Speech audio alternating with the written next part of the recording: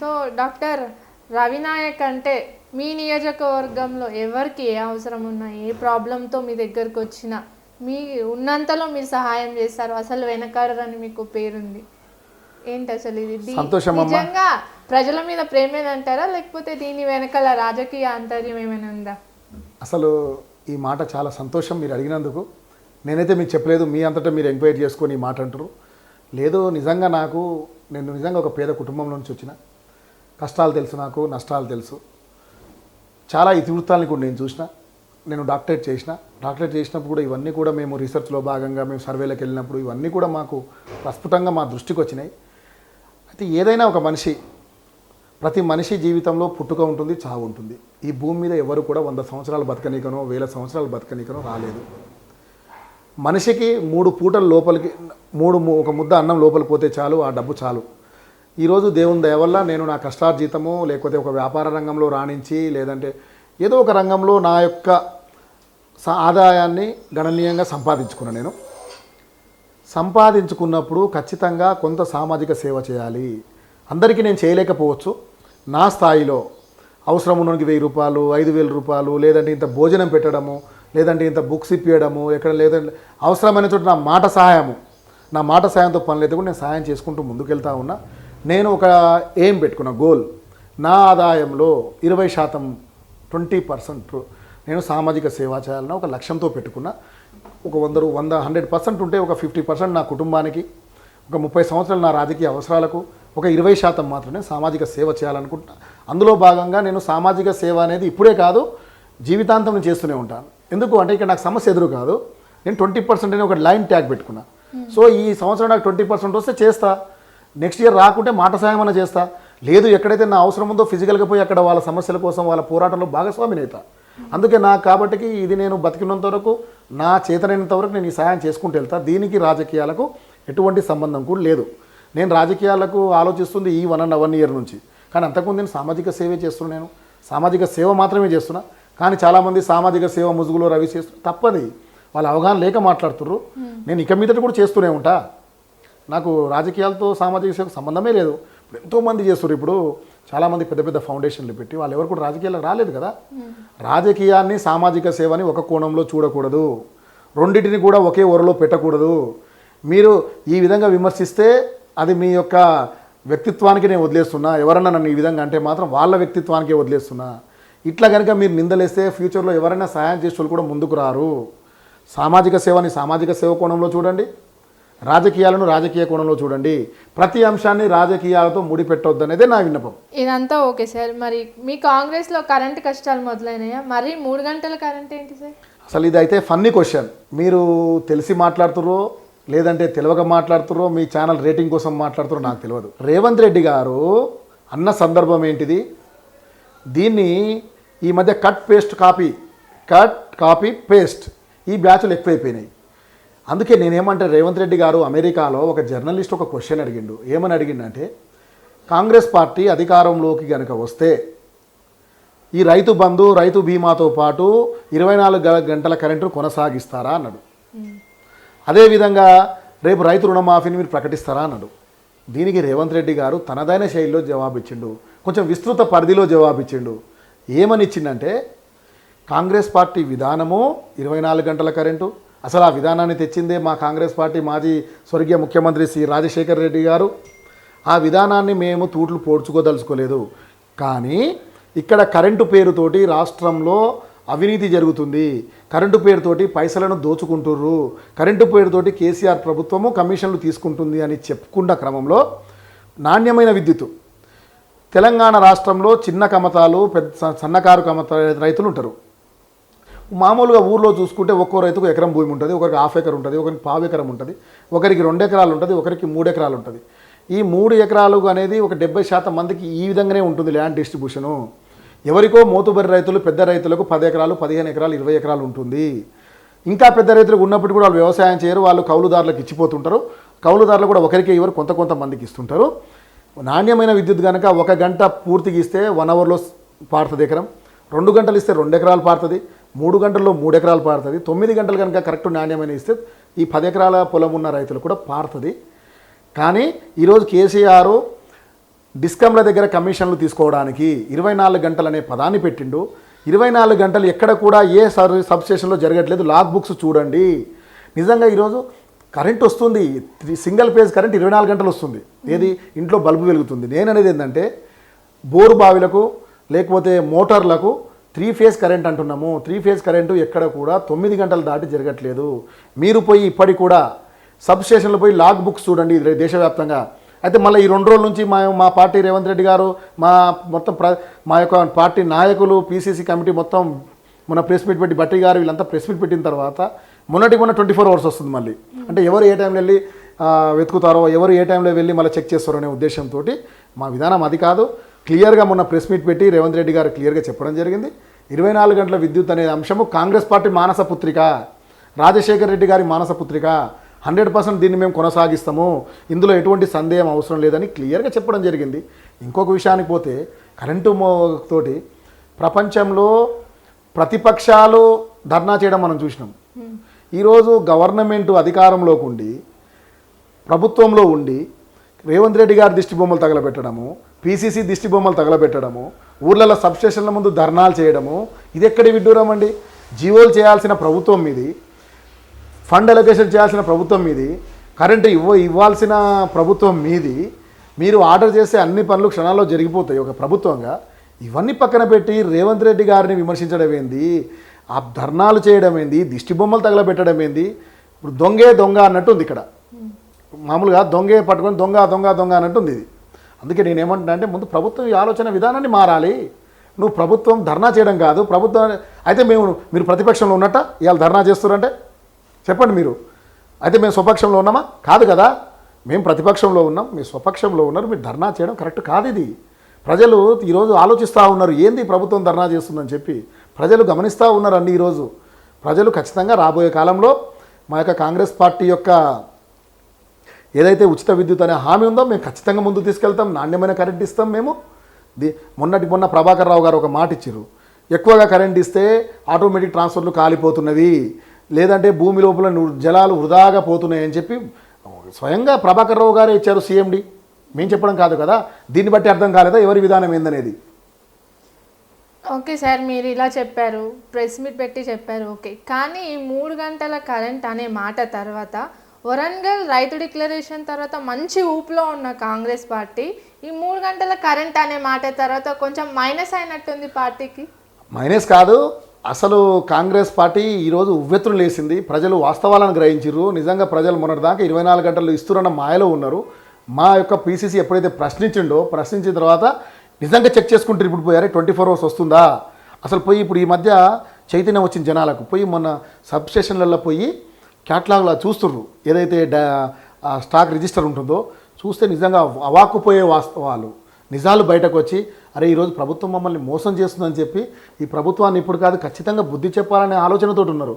ఇలా వరంగల్ డిక్లరేషన్ తర్వాత కాంగ్రెస్ పార్టీ అదేవిధంగా భారత్ జోడో యాత్రలో నఫరత్ చోడో భారత్ జోడో అనుకుంటా రాహుల్ గాంధీ 4000 కిలోమీటర్లు పాదయాత్ర చేసిండు. హాత్ సే హాత్ జోడో అని చెప్పి బట్టి విక్రమార్క గారు దాదాపు 109 రోజులు పాదయాత్ర చేయడం జరిగింది. రేవంత్ రెడ్డి గారు కూడా ఆ మధ్య హాత్ సే హాత్ జోడో ఇది మన రేవంత్ రెడ్డి గారు కూడా దాదాపు అన్ని నియోజకవర్గంలో యాత్ర చేయడం జరిగింది. ఈరోజు ఇవన్నీ కూడా కాంగ్రెస్ పార్టీ అశేష జనాభాను వస్తుంది. ఎక్కడ పోయినా జనాలు స్వచ్ఛందంగా వస్తున్నారు. ఈరోజు జనాలు ఎవరు పిలవట్లేరు. ఈరోజు కాంగ్రెస్ పార్టీ పట్ల ఆదరణ పెరుగుతుంది. ఈరోజు వీళ్ళు ఎవరైతే ఉన్నారో ప్రతిపక్షం ధర్నా చేస్తుందంటేనే, అధికార పక్షం ధర్నా చేస్తుందంటేనే వాళ్ళ ఓటమిని వాళ్ళు ఒప్పుకున్నట్లెక్క. ఎప్పుడైతే వాళ్ళు ధర్నా కూర్చురో కాంగ్రెస్ పార్టీ విజయం నల్లేరు మీద నడక అనేది అర్థమైపోయింది సులువుగా జనాలకు. కానీ ఈ పార్టీ వాళ్ళకు కూడా అర్థమైపోయింది ఈ అంశం వాళ్ళకు. బయట వాళ్ళకి చూస్తే అసలు కాంగ్రెస్ పార్టీకి ఒక యూనిటీయే లేదు అని అనుకుంటున్నారు. అంతెందుకు దన్సరి సీతక్క సీఎం అవుతారు అంటే కోమటిరెడ్డి వెంకటరెడ్డి ఎందుకు ఆ రకంగా స్పందించారు? కాంగ్రెస్ పార్టీలో యూనిటీ లేదనడం తప్పు. కాంగ్రెస్ పార్టీలో అంతర్గత ప్రజాస్వామ్యం ఎక్కువ. కాంగ్రెస్ పార్టీలో భిన్నాభిప్రాయాలే ఉంటాయి కానీ భేదాభిప్రాయాలు ఉండవు. కాంగ్రెస్ పార్టీలో గొడవలు అనేవి టీ కప్పులో తుఫాన్ లాంటివి. ఇవి బీఫామ్ ఇచ్చే వరకు మాత్రమే ఉంటాయి. ఒక్కసారి బీఫామ్ ఇచ్చి అభ్యర్థి ఎవరో అని బయటికి ప్రకటించిన తర్వాత అందరూ కూడా కలిసి పనిచేస్తారు. నిజంగా ఈ విధంగా కనుక కాంగ్రెస్ పార్టీలో మీరు అన్నట్టు గొడవలే ఉంటే 75 సంవత్సరాలు కాంగ్రెస్ పార్టీ అధికారంలో ఉండేది కాదు. అంటే మెజారిటీ భాగము 80% పార్టీ స్వతంత్రం తెచ్చిన పార్టీ, తెలంగాణను ఇచ్చిన పార్టీ, అన్ని సంవత్సరాలు కాంగ్రెస్ పార్టీ పరిపాలన చేసేదే కాదు కదా. ఎప్పుడో ఎన్నోసార్లు వేరే ప్రతిపక్షాలు వచ్చాయి. మీరు కాంగ్రెస్ పార్టీలో గొడవలు అనేవి సర్వసాధారణమైనవి, అంతర్గత ప్రజాస్వామ్యం ఎక్కువ. కాంగ్రెస్ పార్టీ ఒక సముద్రము. మన ఇంట్లో 5 ఉన్న కుటుంబంలోనే 5 అభిప్రాయాలు వేరువేరుగా ఉంటాయి. ఈరోజు కాంగ్రెస్ పార్టీలో మొత్తం దేశవ్యాప్తంగా ఉన్న రాష్ట్రాలు లీడర్లు ఒక్కొక్కరు ఆలోచన ఒక విధంగా ఉంటుంది. ఎండ్ ఆఫ్ ది టైం ఏదున్నా కూడా అందరూ కూడా యునైటెడ్గా నిర్ణయం తీసుకుంటారు. ఎవరు పనిచేసినా కూడా కాంగ్రెస్ పార్టీ గెలుపు కోసం పనిచేస్తారు. మీరు ఇదంతా చెప్పారు, ఓకే. మరి సీతక్క సీఎం గురించి మీరేం మాట్లాడతారు? మీరు ఒకసారి చూడండి కాంగ్రెస్ పార్టీ చరిత్ర మొత్తం. కాంగ్రెస్ పార్టీలో ఎప్పుడు కూడా సీఎం అభ్యర్థి అనే ప్రతిపాదన ఉండదు. కాంగ్రెస్ పార్టీ యొక్క మేనిఫెస్టో కానీ, కాంగ్రెస్ పార్టీ యొక్క సిద్ధాంతం కానీ యునైటెడ్గా ఎలక్షన్లకు వెళ్ళడము. యునైటెడ్గా ఎలక్షన్ వెళ్ళిన తర్వాత ఎవరు సీఎం నిర్ణయిస్తారనేది ఆ రోజు గెలిచిన తర్వాత అందరి అభిప్రాయం, మెజారిటీ శాసనసభ్యుల అభిప్రాయాన్ని తీసుకొని సీఎంగా ప్రకటిస్తారు. ఇది కాంగ్రెస్ పార్టీకి ఉన్న విధానం. రేవంత్ రెడ్డి గారు ఇదే నేను క్లారిటీ ఇస్తున్నా. ఆ రోజు అమెరికాలో జరిగిన దానికి ఒక జర్నలిస్ట్ ఏమన్నాడంటే, ఇంతవరకు కాంగ్రెస్ పార్టీలో ఆధిపత్య కులాలు మాత్రమే సీఎం అయినాయి, మరి గిరిజనులకు సీతక్క కూడా ఇట్లా కష్టపడదు కదా, సీతక్కకు సీఎం ఇయ్యరా అన్నదానికి, లేదు అది సీఎం అనేది నా చేతిలో ఉండదు. కాంగ్రెస్ పార్టీ ఎంతోమంది ఎస్సీలను సీఎంగా చేసింది, దళితులను సీఎంగా చేసింది, బీసీలను సీఎంగా చేసింది. కాంగ్రెస్ పార్టీ విధానము ఎవరైనా సీఎం కావచ్చు. ఈ సీతక్కని కూడా ఒకవేళ కాంగ్రెస్ పార్టీ విధానాలు కాంగ్రెస్ పార్టీ అధిష్టానము చేస్తే కూడా చేయొచ్చు అని చెప్పింది తప్పితే సీతక్కని సీఎం చేస్తానని రేవంత్ రెడ్డి అన్నది కాదు. ఆ రోజు కోమటిరెడ్డి వెంకటరెడ్డి గారు కూడా దీనికి ఉచిత విద్యుత్ మీద సీతక్క దాని మీద క్లియర్గా క్లారిఫికేషన్ ఇవ్వడం జరిగింది. ఏమన్నారంటే, రేవంత్ రెడ్డి గారు ఏ సందర్భంలో అన్నారో తెలియదు, మేము ఒకసారి వచ్చిన తర్వాత మేము కూర్చొని మాట్లాడుకొని ఏ సందర్భంలో అన్నాము అని మేము అనే అంశాన్ని మేము చర్చించుకుంటాము. రేవంత్ రెడ్డి గారు అలా అని ఉండరు అని చెప్పి మాట్లాడడం జరిగింది తప్పితే రేవంత్ రెడ్డికి నెగిటివ్గా ఎప్పుడు కూడా కోమటిరెడ్డి గారు మాట్లాడలేదు. కాంగ్రెస్ పార్టీలో ఒక మాట అన్నాడు, నేను కానీ పీసీసీ కానీ కాంగ్రెస్ పార్టీకి కోఆర్డినేటర్స్ మాత్రమే, కాంగ్రెస్ పార్టీకి అనుసంధానకర్తలు మాత్రమే, కార్యకర్తలే కాంగ్రెస్ పార్టీకి లీడర్లు అన్నాడు. కార్యకర్తలే ఫైనల్, కార్యకర్తలు ఎవరిని డిసైడ్ చేస్తే వాళ్ళే ఫైనల్. మేము ఈ అంశాలను ఇక్కడి నుంచి అక్కడికి చేరవేసే కోఆర్డినేటర్స్ మాత్రమే అని క్లియర్గా చెప్పడం జరిగింది. ఆ అంశమే మా దగ్గర లేదు. అది ఈ కాంగ్రెస్ పార్టీలో చూసుకుంటేనేమో సీఎం క్యాండిడేట్లు ఎక్కువ, మీ దేవరకొండ నియోజకవర్గం తీసుకుంటేనేమో ఎమ్మెల్యే క్యాండిడేట్స్ ఎక్కువ. మరి ఏ సాయధ్యతో ముందుకెళ్తారు? మీరు అన్నట్టు సీఎం అభ్యర్థులు ఎక్కువ మా పార్టీలో అంటే ఖచ్చితంగా ఎక్కడైతే పోటీతత్వం ఉంటుందో, ఎక్కడైతే ప్రజల బలం ఎక్కువ ఉంటుందో అక్కడే పోటీతత్వం ఉంటుంది. ఎప్పుడైతే పోటీతత్వం ఉంటుందో ఒకరినొకరు ఎక్కువగా ముందుకు వెళ్ళి పనిచేయాలనే ఆలోచన విధానం ఉంటుంది.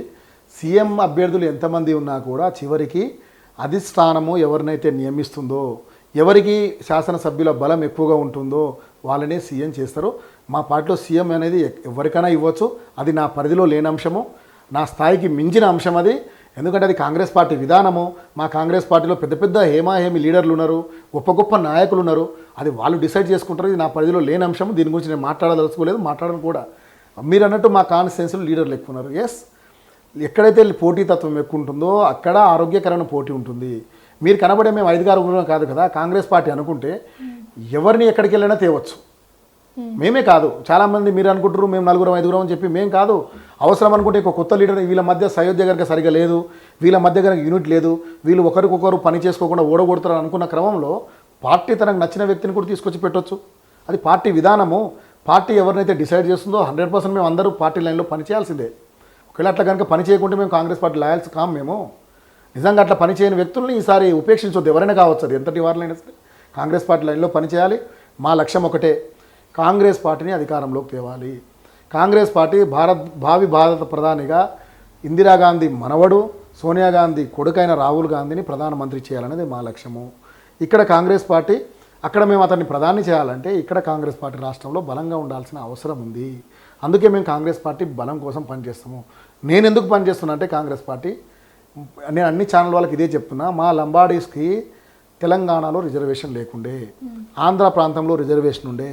మా యొక్క స్థితిగతులను చూసుకొని 76లో కమిటీ చేసి 78లో మాకు ఎస్టీ రిజర్వేషన్లోకి తెచ్చిన ఇందిరాగాంధీ గారు మాకు దేవతతో సమానం మాకు. అందుకే మేము మా బంజారాలు ఇప్పుడు కాదు, మొదటి నుంచి కూడా కాంగ్రెస్ పార్టీకి ఓటు బ్యాంకుగా ఉన్నారు మాకు.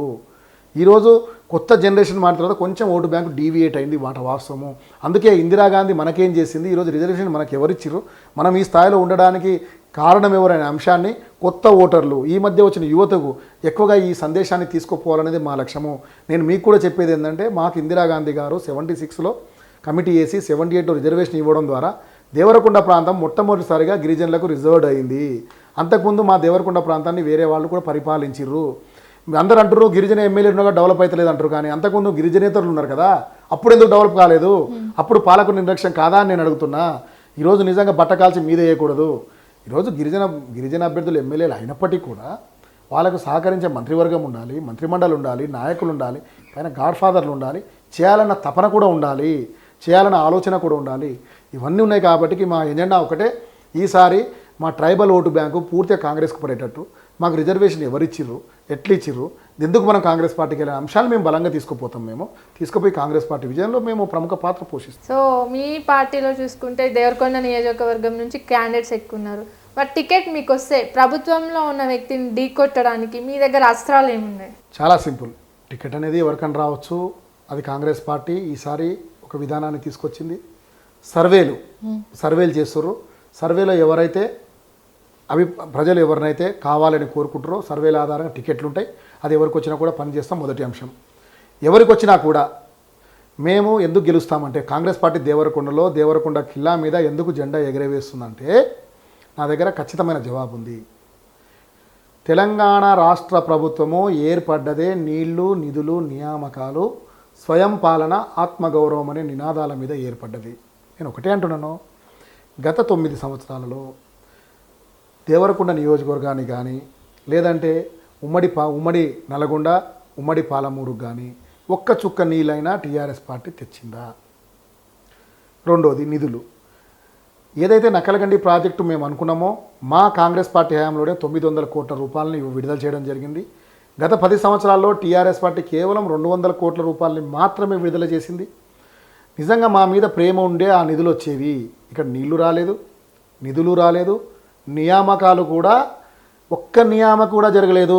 మొన్నటికి మొన్న గ్రూప్ 1 ఉద్యోగాలు ఆ చిన్నవి పడితే కూడా పేపర్ లీకేజ్లతోటి మసగబారి ఈరోజు లక్షల రూపాయల ఫీజులు వెచ్చించి హైదరాబాద్ స్టడీ సెంటర్లో కోచింగ్ పోతూ కడుపును మార్చుకొని తల్లిదండ్రుల కష్టపడి వీళ్ళకు డబ్బులు పంపిస్తే చివరికి పేపర్ లీకేజ్ అయ్యి వాళ్ళ బాధ వర్ణాతీతం. ఈరోజు ముందే పేదరికము, ఆకలి చావులు, ఆడపిల్లల అమ్మకాలు ఉన్న దేవరకొండ నుంచి వచ్చిన పిల్లలు ఈరోజు ఎంతో గంపెడు ఆశతోటి చదువుకొని ఈరోజు ఇక్కడికి వస్తే వాళ్లకు టీఆర్ఎస్ ప్రభుత్వం అన్యాయం చేసింది. ఇవి చాలాదా టీఆర్ఎస్ పార్టీని ఓడగొట్టడానికి? నీళ్లు లేవు, నిధులు లేవు, నియామకాలు లేవు, ఈ ఒక్క అస్త్రం చాలదా? ఇంకొకటి, దేవరకొండ గిరిజన ప్రాంతము, దేవరకొండ జిల్లా చేస్తున్నారు.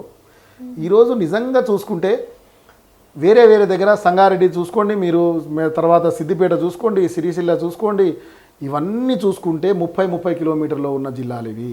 మీరు వనపర్తి జిల్లా, గద్వాల జిల్లానే, నాగర్ కర్నూలు జిల్లానే, ఇవి కూడా 30 కిలోమీటర్ దూరంలో ఉన్న రేడియస్ జిల్లాలు ఇవి. ఇక్కడ సూర్యాపేట జిల్లానే, నల్లగొండ జిల్లానే. తర్వాత ఇట్లా చూసుకుంటూ పోతే 30 నుంచి 40 కిలోమీటర్ రేడియస్లో ఉన్న జిల్లాలు ఉన్నాయి. ఈరోజు గిరిజన ప్రాంతము, దేవరకొండ వెనుకబడ్డ ప్రాంతము, ఆదివాసీ ప్రాంతము, 13వ శతాబ్దంలోనే పద్మనాయక రాజులు పరిపాలించిన రాజధానిగా పరిపాలించబడ్డ ప్రాంతము. 2000 దాదాపుగా నిజాం కాలంలోనే ఒక నిజాం రోడ్డు రవాణా బస్సు డిపో ఏర్పడ్డ ప్రాంతం. ఈరోజు అధికారుల నిర్లక్ష్యము, పాలకుల నిర్లక్ష్యం కాకుంటే ఇవన్నీ కూడా ఈరోజు జరిగేవి కావు. నేను ఒకటే అంటున్నాను, నేను టీఆర్ఎస్ని ప్రజలే ఓడగొడతారు, మేము ఓడగొట్టాల్సిన పని లేదు. టీఆర్ఎస్ ఇచ్చిన అలవి కానీ హామీలు ఎవరైతే తీర్చలేదో వాళ్ళే ఓడగొడతారు. అందుకని ఒకటే అంటున్నాను, నీవు ఇచ్చే సామాజిక పథకాలు కాదు మాకు కావాల్సింది, మా యొక్క దేవరకొండ ప్రజల చిరకాల కోరిక, చిరకాల వాంఛ నకలగండి ప్రాజెక్ట్ కంప్లీట్ చేయలేదు. మొన్న ఏర్పడ్డ సింగరాజుపల్లి కావచ్చు, గొట్టిముక్కల ప్రాజెక్టు కూడా కాలేదు. మొన్నటికి మొన్న కేసీఆర్ నాగార్జున సాగర్ ఉప ఎన్నికలప్పుడు లిఫ్టులు ప్రకటించిండు. పోగిళ్ళ లిఫ్ట్ అని చెప్పి, తులజాభవాని లిఫ్ట్ అని చెప్పి, అంబాభవాని లిఫ్ట్ అని చెప్పి, లేకపోతే బూడిదగట్టు లిఫ్ట్ అని చెప్పి ఈ లిఫ్టులు ప్రతిపాదించడం. ఆ లిఫ్టులు ఇంకా ఊసేలేదు. నువ్వు ఏ ముఖం పెట్టుకొని ఎలక్షన్లో అడుగుతారు? ఏ ముఖం పెట్టుకొని ఎలక్షన్లోకి వస్తారు? ఇవి చాలాదా టీఆర్ఎస్ గవర్నమెంట్ ఓడగొట్టడానికి? కొత్తగా అవసరం లేదు. నిజంగా గత 9 సంవత్సరాల నుంచి ఒక కాలేజ్ వచ్చింది లేదు, ఒక మెడికల్ కళాశాల వచ్చింది లేదు, ఒక నియామకాలు జరిగింది లేదు. ఇవేవి కూడా లేవు. ఇవి నువ్వు ఇస్తున్నట్టు పెన్షన్లు ఇస్తున్నావు. పెన్షన్లు ఈరోజు మేం కాదు, కాసు బ్రహ్మానంద రెడ్డి పీరియడ్ ఉన్నప్పటి నుంచి కాంగ్రెస్ పార్టీ పెన్షన్ ఇవ్వడం స్టార్ట్ చేసింది. పెన్షన్లు ఇచ్చిన చరిత్ర కాంగ్రెస్ పార్టీది, ఉచిత విద్యుత్ ఇచ్చిన చరిత్ర కాంగ్రెస్ పార్టీది, బిలో పావర్టీ లైన్ దిగువన ఉండి ఉచిత బియ్యం ఇచ్చిన, అంటే ఉచిత బియ్యం పథకాన్ని కొనసాగించింది కాంగ్రెస్ పార్టీ. ఆ రోజు కాంగ్రెస్ పార్టీ రాజశేఖర రెడ్డి గారు, కిరణ్ కుమార్ రెడ్డి గారు ఉన్నప్పుడు 9 రకాల వస్తువులను పెట్టి ఒక సంచి ఇచ్చి నిత్యావసరాల సరుకులను ఇచ్చింది కాంగ్రెస్ పార్టీ. ఈరోజు కొత్తగా మీరు చేసింది ఏముంది? ఈరోజు మిగులు బడ్జెట్తో ఉన్న రాష్ట్రాన్ని 5 లక్షల కోట్ల బడ్జెట్లకు మైనస్లోకి తీసుకుపోయిన చరిత్ర మీది. ఈరోజు ఇవి చాలాదా మిమ్మల్ని ఓడగొట్టడానికి? జనాలు చాలా జాగ్రత్తగా ఉన్నారు, అవేర్నెస్ అయి ఉన్నారు జనాలు. జనాలు ఖచ్చితంగా రాబోయే ఎలక్షన్లో మీకు బుద్ధి చెప్పడానికి రెడీగా ఉన్నారు. మీకు ఫైనల్గా రవినాయక్ దృష్టిలో దేవరకొండ ప్రణాళిక అంటే ఏం చెప్తారు? ఎస్, ఖచ్చితమైన ప్రణాళిక ఉంటే ఏ ప్రాంతమైనా అభివృద్ధి జరుగుద్ది. నా ప్రణాళికలో దేవరకొండ అంటే ఈరోజు నేను ఒకటే చెప్పినాను, ఉపాధి అవకాశాలు దేవరకొండలో లేవు. ఫస్ట్ ఉపాధి అవకాశాలు కల్పించాలి. ఉపాధి అవకాశాలు కల్పించాలంటే దేవరకొండలో కావాల్సినన్ని వనరులు ఉన్నాయి, కానీ చిత్తశుద్ధే కొరబడింది ఇక్కడ. ఒకటి, దేవరకొండకు కృష్ణా బ్యాక్ వాటర్ ఉంటుంది. ఆ బ్యాక్ వాటర్ సంబంధించి ఎకో టూరిజం డెవలప్ చేయొచ్చు, స్పోర్ట్స్ ఈవెంట్స్ తయారు చేయొచ్చు, అక్కడ రిసార్ట్స్ లాంటివి కల్పించి టూరిజం ప్రాంతంగా డెవలప్ చేయొచ్చు. తద్వారా ప్రత్యక్షంగా పరోక్షంగా నియోజకవర్గంలో ఉన్న ఎస్టీ బీసీ జనాలకు, అక్కడ ఆ ప్రాంతంలో నివసించే జనాలకు ఉపాధి అవకాశాలు దొరుకుతాయి. రెండోది, మా దేవరకొండ కిల్లా దుర్గం ఉంది. అది హైదరాబాద్ నుంచి నాగార్జున సాగర్ పోయే దారిలో 95 కిలోమీటర్ల మధ్యలో ఉంది. దాదాపు 180 సంవత్సరాలు పరిపాలించిన రాజు అది. ఎవరైనా మనం ఎక్కడో గోల్కొండ కిల్లాను పోవడానికే ప్రతిరోజు ఎంతోమంది చూస్తూ ఉంటాం ఇంత ఫీజు కట్టి. అటువంటి దేవరకొండ కూడా ఆ విధంగా ప్రణాళికాబద్ధంగా చేయాలి. ఇక్కడ కింది నుంచి పైకి ఎక్కాలంటే ముసలి వాళ్ళు పెద్దవాళ్ళు ఎక్కలేరు కాబట్టి ఒక రోప్వే అనేది పెట్టి, ఒక రోప్వే, మీరు ఢిల్లీలో హరిద్వార్లో మానసదేవి టెంపుల్ ఉంటుంది, రోప్వే ఉంటుంది, అట్లా రోప్వే పెట్టి దాన్ని పర్యాటక ప్రాంతంగా తీర్చిదిద్దొచ్చు. అక్కడ సినిమా షూటింగ్లు జరిగే విధంగా ఆదాయ వనరులను క్రియేట్ చేసుకోవచ్చు. దాని మీద 7 కొండలను కలుపుతూ దుర్గాలు ఉన్నాయి, దాదాపు చిన్న పెద్ద 7 తటాకాలు ఉన్నాయి, అక్కడ టెంపుల్స్ ఉన్నాయి. ఆ టెంపుల్స్ని మనం డెవలప్ చేయొచ్చు. ఈరోజు కాదు టెంపుల్, పురాతన టెంపుల్స్ ఇవి. ఈరోజు దేవరకొండ ప్రాంతం అవతల దాని కింద ఒక చెరువు ఉంటుంది. ఆ చెరువుని కూడా మనము మంచి పూడిక తీసి దాన్ని చెరువు కట్ట చేసి దాన్ని డెవలప్ చేయొచ్చు. అదేవిధంగా మా దగ్గర ఈ మధ్య మా దగ్గర ఒక భీమనపల్లి చెరువు ఉంది. దాన్ని ఏం చేశారు, ట్యాంక్ బండ్ చేస్తున్నారు. ఇంతవరకు ట్యాంక్ బండ్ లాగా చేయలేదు. దాన్ని కూడా ఒక ట్యాంక్ బండ్ రూపంలో మంచి ప్రశాంతమైన పార్కులు కట్టి వినోద పార్కులు కట్టవచ్చు. ఈ విధంగా చేసుకుంటూ పోతే దేవరకొండలో చాలా ఉపాధికి అవకాశం ఉన్న ప్రాంతం ఉంది. అక్కడ మెయిన్ లేబర్ అనేది తక్కువ కాస్ట్లో వస్తారు, అక్కడ ఎంప్లాయ్మెంట్ ఈజీగా దొరకవచ్చు. మనము ఇవన్నీ కూడా చేయాలనే తపన చిత్తశుద్ధి ఉండాలి. కానీ ఇప్పుడు కాదేది కవిత కానారన్నట్టు ఏదైనా డెవలప్ చేయడానికి ఏదైనా మనము నాలెడ్జ్ ఉండాలి, చేయొచ్చు మనం. ఈరోజు ఒకటి, పాలకుల్లో చిత్తశుద్ధి మాత్రం కొరబడింది. రెండోది వచ్చేసి నియామకాలు.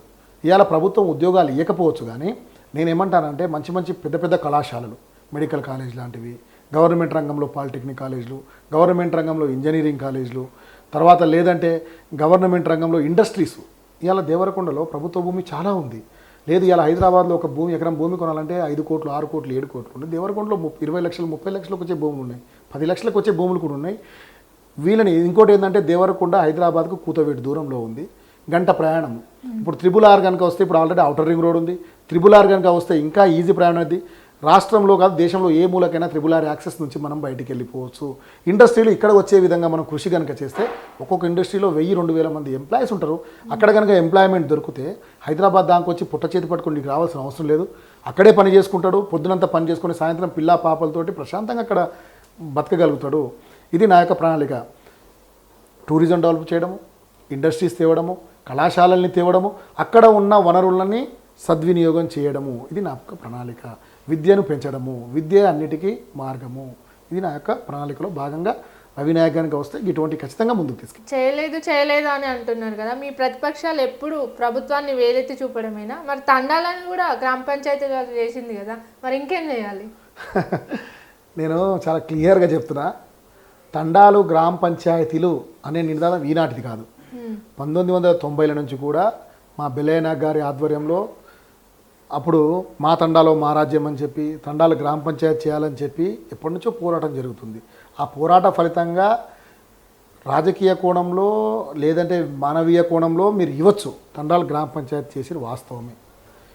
ఇప్పుడు ఇళ్ళలుగా కానీ పండుగ కాదు కదా, పండుగ కావాలంటే ఇళ్ళకిన తర్వాత దానికి కావాల్సిన మాల్ మసాలా వ్యవహారాలు అన్నీ తెచ్చుకోవాలి. ఓన్లీ ఇళ్ళకేసి పండుగ అయిందంటే కాదు.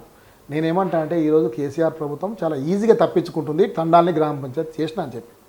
మరి తండాలకు గ్రామ పంచాయతీ చేసినావు, ఇల్లు అయితే అలిగేసినావు, మరి నిధులు ఎక్కడికి వెళ్ళి కావాలి? నిధులు ఎక్కడికి వెళ్ళి రావాలి?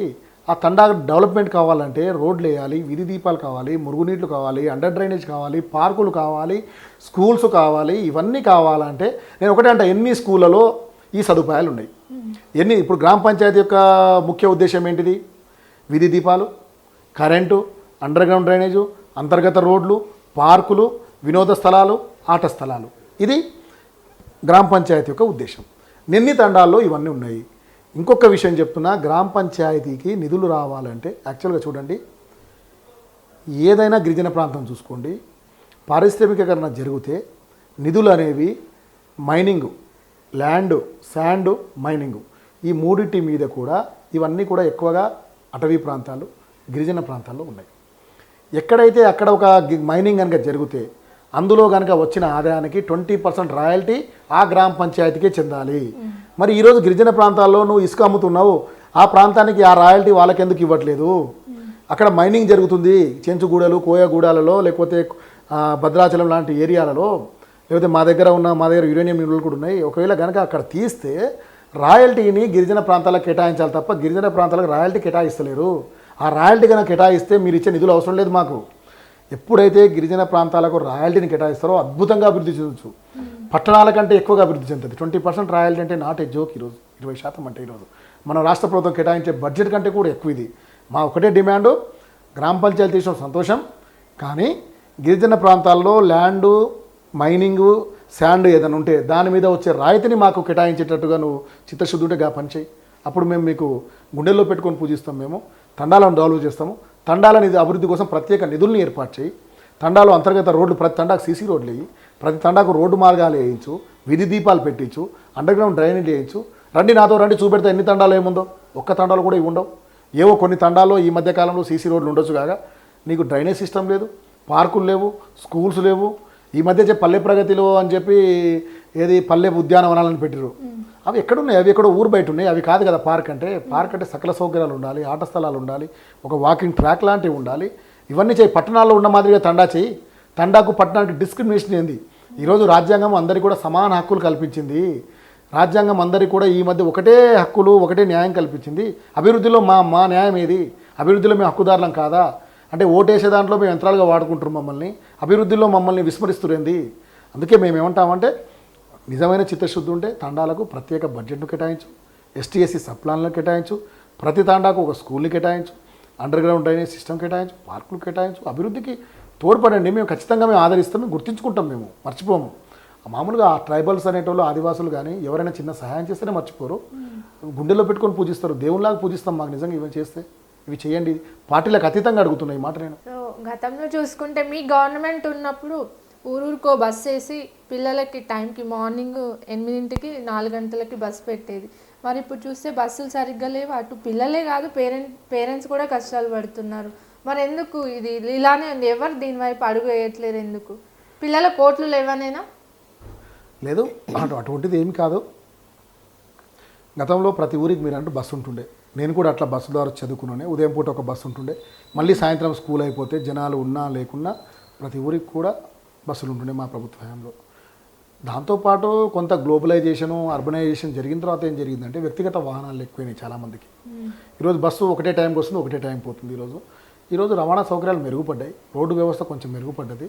ఈరోజు పట్టణానికి దగ్గరగా అయ్యారు, ప్రతి పని మీద పట్టణానికి వస్తారు కాబట్టి వ్యక్తిగత వాహనాల మీద రావడం ఎక్కువ జరిగింది. సో ప్రభుత్వం అనేది ఆక్యుపెన్సీ లేకుండా కూడా నడపదు కదా. ఆర్టీసీ నష్టాలు కూడా మనం చూస్తూనే ఉంటాం ఈ మధ్యకాలంలో.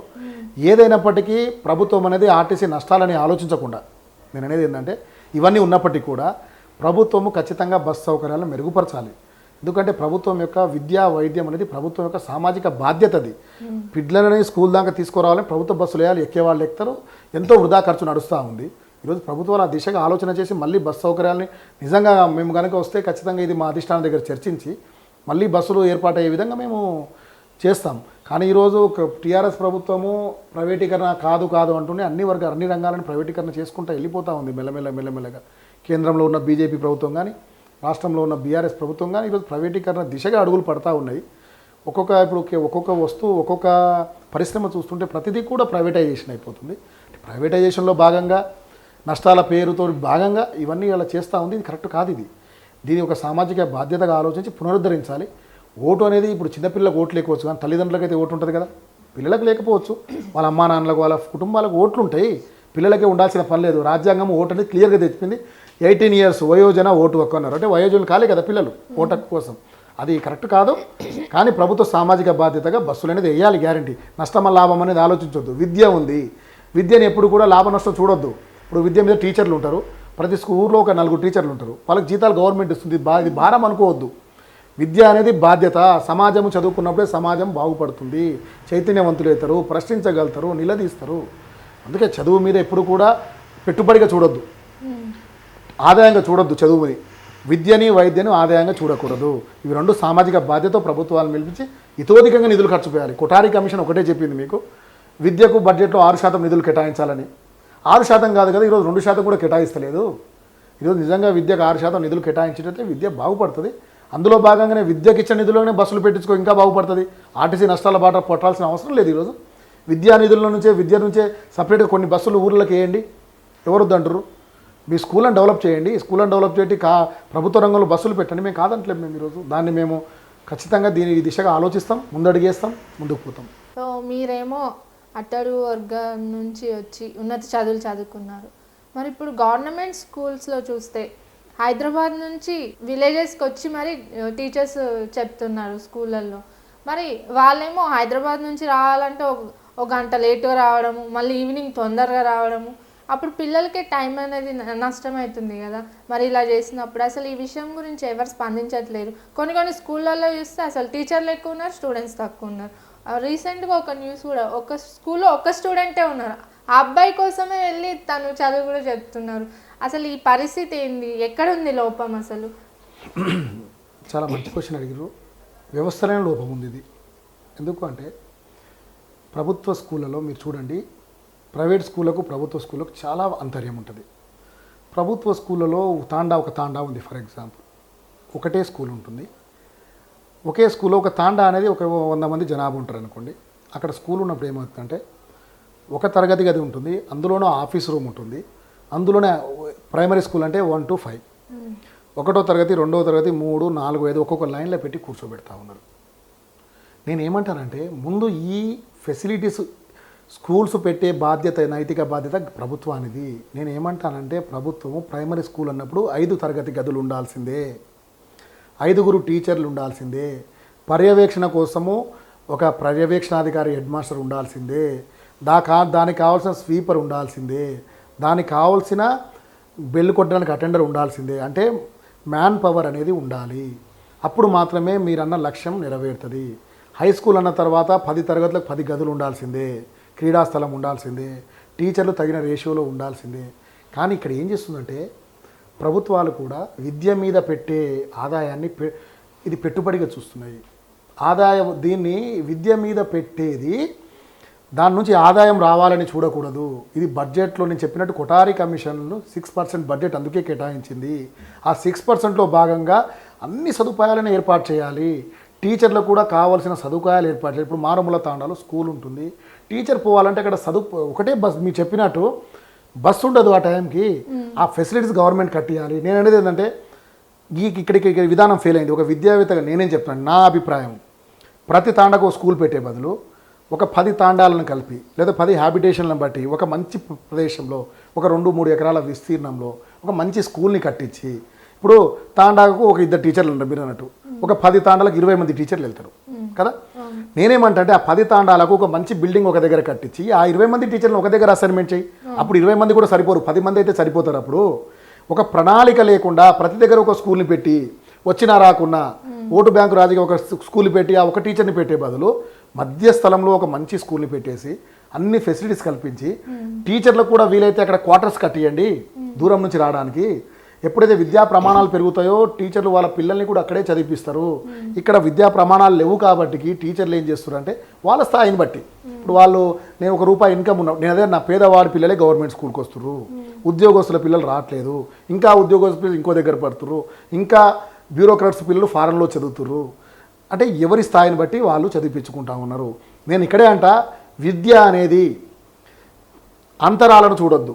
ఇప్పుడు ఫారెన్లో ఒక సిస్టమ్ ఉంటుంది, ఒక కాలనీలో ఒక స్కూల్ ఉంటుంది, ఒక ఏరియాకు. ఆ ఏరియాలో మినిస్టర్ కొడుకుంటాడు, ఎమ్మెల్యే కొడుకుంటాడు, ప్రెసిడెంట్ కొడుకుంటాడు, ఓటర్ కొడుకుంటాడు, కామన్ కొడుకు కొడుకుంటాడు. ఈ కామన్ విద్యా వ్యవస్థను తీసుకురావాలి. ఈ విద్యలో భాగంగా వ్యాపారం చేసే కళాశాలల్ని తీసేయాలి. విద్య ప్రైవేటైజేషన్ అనేది తీసేయాలి. విద్య ప్రభుత్వ రంగంలోనే ఉండాలి. వైద్యం కూడా ప్రభుత్వ రంగంలోనే ఉండాలి. వీటన్నింటి ఒక రంగంలో ఉంటూ ఒక ప్రణాళికాబద్ధంగా పోయి మంచి స్కూళ్ళను ఏర్పాటు చేస్తే ఖచ్చితంగా సక్సెస్ రప్పించవచ్చు. అందుకే విజన్ ఉండాలి. నేను అనేది విజన్ ఉండాలి. విజన్ ఉండి ప్రభుత్వం ఈ దిశగా ఆలోచించాలి. ఒక స్కూల్ పెట్టినామా, దులుపుకున్నామా, టీచర్ని అసైన్మెంట్ చేసినామా, దులుపుకున్నా, టీచర్ లేడు, విద్యా వాలంటీర్ని పెట్టినామా, ఇది కాదు. కొన్ని హ్యాబిటేషన్ కలిపి ఒక దగ్గర పెట్టు. మీరు అన్నట్టు హ్యాబిటేషన్ దూరమైంది, అక్కడికి వెళ్ళి విద్యార్థి ఎలా వస్తాడు? నేనేమంటే ప్రైవేట్ స్కూల్ బస్సులు పెట్టింది కదా, ఆ విధంగా నువ్వు స్కూల్ బస్సులు పెట్టు. ఆ ఊరికి ఈ ఊరికి పెద్ద బడ్జెట్ కాదు కదా. ఇప్పుడు ఈరోజు పేరెంట్స్ నిజంగా ఈరోజు అవినీతి ఎందుకు జరుగుతుందంటే, ప్రభుత్వంలో ఎక్కడ కూడా అవినీతి ఎందుకు జరుగుతుందంటే పిల్లల భవిష్యత్తు కోసం డబ్బులు కూడబెడుతున్నారు పేరెంట్స్. వాళ్ళ ఆరోగ్యం కోసం కూడబెడుతున్నారు, వాళ్ళ యొక్క విద్య కోసం కూడబెడుతున్నారు. ఫీజులు ఎక్కడున్నాయి? ఇప్పుడు చిన్న పిల్లడు కాన్వెంట్ స్కూల్ పోతాడా, 10 లక్షలు ఫీజు అంటారు అనుకో, పేరెంట్ పోయి కడుతుండు అప్పు సప్పో తెచ్చి. ఒక పిల్లవాడికి హార్ట్ అటాక్ వచ్చింది, ఏదో చిన్న గుండెకు రంధ్రాలు పడ్డాయి. వాడు బతకాలి అనుకున్నప్పుడు ప్రైవేట్ హాస్పిటల్కి పోయినప్పుడు 10 లక్షలు అవుతుంది అంటే 10 లక్షలు ఇళ్ళమ్మి ఒళ్ళమ్మి తీసుకొచ్చి కడుతున్నారు. అంటే భయం అనేది విద్యా వైద్యం మీదనే ఈ పైసలు భావితరాలకు దాచుకోవడానికి అవినీతి జరుగుతుంది. నేనేమంటా అంటే ఈ అవినీతిని అవినీతి కూడా రూపుమాపుతుంది. విద్యావంతమైన సమాజం బయటికి వస్తుంది. ఆరోగ్యవంతమైన సమాజం బయటికి రావాలంటే ఈ విధంగా ప్రణాళికలు ఉండాలి. విద్యా వైద్యం అనే దాన్ని పెట్టుబడిగా చూడకూడదు. ఇవి పైసలు ఇచ్చే వనరులుగా చూడొద్దు. టీచర్ల మీద డాక్టర్ల మీద పెట్టే డబ్బుని ఏదైతే ఉందో పెట్టుబడిని దాని మీద ఆశించొద్దు. దానికి ఫారెన్ దేశాలు, బయట దేశాలు చూస్తే విద్యని వైద్యాన్ని హయ్యెస్ట్ పెట్టుబడి అక్కడే ఉంటుంది వాళ్ళ మీదే. మీరు చూడండి, ఫారెన్లో ఏ ఒక్కరికి ఏదైనా వెంటనే ఇన్సూరెన్స్ ఇక మళ్ళీ మనం డబ్బులు పెట్టుకుని ఉండదు, పుట్టినప్పుడే ఇన్సూరెన్స్. నేనేమంటున్నా అంటే ప్రభుత్వాలకు కూడా సామాజిక పథకాలు అవసరం లేదు, పెన్షన్లు అవసరం లేదు, లేదంటే ఉచిత రేషన్ కార్డులు అవసరం లేదు. మాకు రెండు అంశాలు, విద్యా వైద్యం రెండు కూడా ప్రభుత్వ ఆధీనంలోకి తీసుకొని, ప్రైవేట్ దవాఖానాలు ఉండొద్దు, ప్రైవేటు కాలేజెస్ స్కూల్స్ ఉండకూడదు. ఈ రెండు కూడా ప్రభుత్వ హయాంలో తీసుకొని ఒక ఖచ్చితమైన ప్రణాళికతో ముందుకు పోతే ఆరోగ్యవంతమైన సమాజాన్ని, విద్యార్థికులు ఉన్న సమాజాన్ని మనం క్రియేట్ చేయొచ్చు. ఆరోగ్యవంతమైన భారతదేశాన్ని కూడా మనం క్రియేట్ చేయొచ్చు. ఈ విధంగా ఆలోచనలు ఉండాలి. ఇది మా లక్ష్యం. అందుకే దాదాపుగా చదువుకున్న నాయకులు ఎక్కువ వచ్చి ఇటువంటి ఆలోచన విధానం వల్ల ముందుకు వచ్చినప్పుడు ఏదైనా సాధ్యమే. ప్రపంచ దేశాలను చూసి మనం నేర్చుకోవాలని మనం ఉందంటే ఈ విద్యా వైద్యం అనే అంశాలను మనం నేర్చుకోవాలి. ఇట్లా ముందుకు పోయినప్పుడు మనం చాలా అద్భుతంగా అభివృద్ధి చెందొచ్చు. మనం కేసీఆర్ మనవడు చిన్నప్పటి నుంచి కూడా నాకు తెలిసి కష్టపడకుండా పెరుగుంటాడు. అంటే ప్రతి దానికి ఒక పని మనిషి ఉంటాడు, ఇంట్లో తీసుకోవడానికి ఒక కారు ఉంటుంది, వెహికల్ ఉంటుంది, సకల సౌకర్యాలు ఉంటాయి. కానీ సడన్గా ఎప్పుడైతే బయటి ప్రపంచానికి వచ్చిండో, ఏదైతే స్కూల్కి పోయిండో, ఆయన చదువుకున్న స్కూల్ వాతావరణము, అక్కడ ఉన్న స్కూల్ వాతావరణం ఒకేసారి అసలు ఇది స్కూలా అనే అనుమానం వచ్చింది. ఇది నేను కాదు చెప్పేది, స్వయంగా కేసీఆర్ మనవడే చెప్పిండు. స్కూల్ అనేది వచ్చింది. పోయి నేను ఇప్పుడు అన్నట్టు ఒక స్కూల్ ఉంటే క్లాస్ రూమ్ అదే, ఆఫీస్ రూమ్ అదే, టీచర్ కూర్చునేదే, రెస్ట్ రూమ్ అదే, తినే రూమ్ అదే, అసలు బాత్రూమ్లు కూడా ఉండవు. నిజంగా నీ దానికి వస్తేనేమో ఈ అంశం బయటికి వచ్చింది. ఒకవేళ ఇది ఈ విధంగా కేసీఆర్ మనవన్ని కూడా మొత్తము కాన్సెన్స్ తిప్పుదాం, ఒకవేళ అట్లయినా మార్పు వచ్చి కేసీఆర్ కనువిప్పు కలిగి అన్నింటిలో కడతాడేమో మరి. అంటే ఈ స్కూల్ వ్యవస్థ అనేది నాట్ ఓన్లీ నేను పార్టీలకు అతీతంగా మాట్లాడదాం తెలిసి, ఈ పార్టీ అనే కాదు, స్కూల్ వ్యవస్థ ఎప్పటి నుంచో కూడా అట్లుంది. దీన్ని ఇట్లా మాట్లాడదు. ఈ స్కూల్ కూడా ప్రైవేట్ రంగంలో ఏ విధంగా అయితే స్కూళ్ళని ఆ విధంగా మనం స్కూళ్ళని తీర్చిదిద్దాల్సిన అవసరం ఉంది. ఈ రెండు కనుక పెడితే పేదవాడికి ఏది కూడా ఇవ్వాల్సిన పని లేదు మనము. అందుకే స్కూల్స్ని డెవలప్ చేయాలి, విద్యా సౌకర్యాలను కల్పించాలి. ఇది అందుకే నేనేమంటున్నా అంటే విద్యలో కూడా మీరు చూడండి, మన విద్యా విధానం ఎట్లుంది, దేనికి పనికి రాకుండా పోతుంది. 10th క్లాస్ అవుతున్నావు, అయిపోగానే 10th క్లాస్ 6 సబ్జెక్ట్స్ అవుతావు. ఇంటర్మీడియట్ రాగానే 4 సబ్జెక్ట్స్ అవుతాం. బైపీసీ అంటే botany, zoology, physics, chemistry. MPC అంటే మ్యాథ్స్, ఫిజిక్స్, కెమిస్ట్రీ. మళ్ళీ డిగ్రీకి రాగానే మళ్ళీ 2 సబ్జెక్టులు అవుతాయి. పీజీకి రాగానే 1 సబ్జెక్ట్ అవుతుంది. ఇవన్నీ చదివిన తర్వాత వచ్చే ఉద్యోగం ఏంది? Junior assistant. అంటే వాడు ఏదో దీనికి సంబంధం లెక్క చేయాలి. గ్రూప్ 1 ఆఫీసర్ వచ్చింది, లేకపోతే సివిల్ సప్లై ఆఫీసర్ వచ్చింది. అంటే మన విద్యా విధానము ఈ చదువుకు, మనము నేర్చుకున్న చదువుకు తేడా లేకుండా పోతుంది. అందుకే ఫారెన్ విద్యా విధానంలో ఎట్లుందంటే వొకేషనల్ విద్యా విధానం ఉంది. వాడు 5th క్లాస్ వరకు అందరు కామన్ చదువుతారు. 6th నుంచి వాడు 10th అయిపోగానే బయటికి పోయి ఎట్లా బతకాలి, ఏ పని చేసుకుంటే బతుకుతుంది అనే విద్యా విధానాన్ని క్రియేట్ చేసింది ఈరోజు. మన విద్యా అవకాశాలు ఎట్లుండాలంటే ఉపాధి అవకాశాలని కల్పించే విధంగా ఉండాలి తప్పితే మనము దేనికి పనికి రాకుండా యాంత్రిక విధానం ఉండేటట్టు ఉండదు. దీన్ని మార్చాలనేదే నా ఉద్దేశం. Okay sir, thank you. చక్కటి విశ్లేషణ చేశారు. మీ కాంగ్రెస్ పార్టీ చేసే సర్వేలో మీరు ముందుండాలి, మీరు ప్రజల అభిమానం పొందుతూ ముందుకెళ్ళాలని మా వీత్రి తరఫున కోరుకుంటున్నాము. చూసారు కదా, ఇది ఇవాల్టి ఎలక్షన్ ముచ్చట. మరి మరో అంశంతో మళ్ళీ కలుద్దాం. అంతవరకు చూస్తూనే ఉండండి వీత్రి న్యూస్.